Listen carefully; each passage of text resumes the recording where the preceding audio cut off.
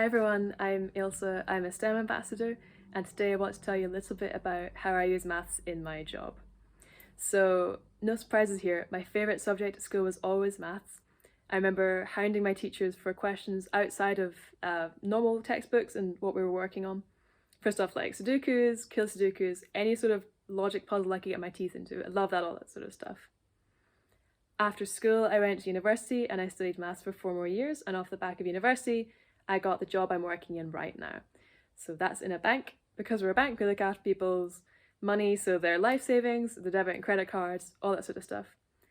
I look after the computers that look after people's life savings, the debit and credit cards, all that sort of stuff.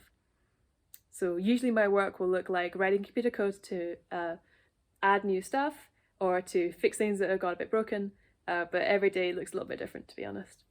So the best thing about my job is that I get to work on new problems every single day with my friends, my teammates. And the stuff we work on isn't a million miles away from the problem sheets I remember getting in maths classes. And I'm going to back up why I've said that because it's quite a bold statement. So I remember getting those problem sheets and looking at all different questions and not quite knowing how to begin to answer any of them. So you take one and you wouldn't dive in straight away.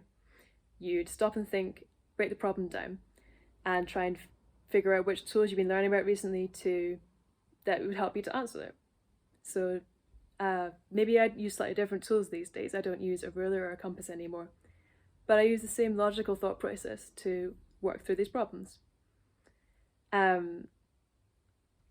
So recently I was asked to figure out how much money it would cost us to develop something new for our computers. So I went away and I broke the problem down. I didn't dive in.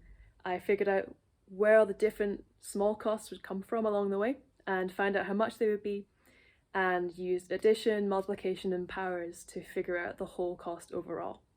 Then once I'd done that, I had to draw a really clear graph so I could present back to my team and say, this is how much money I think it would cost overall.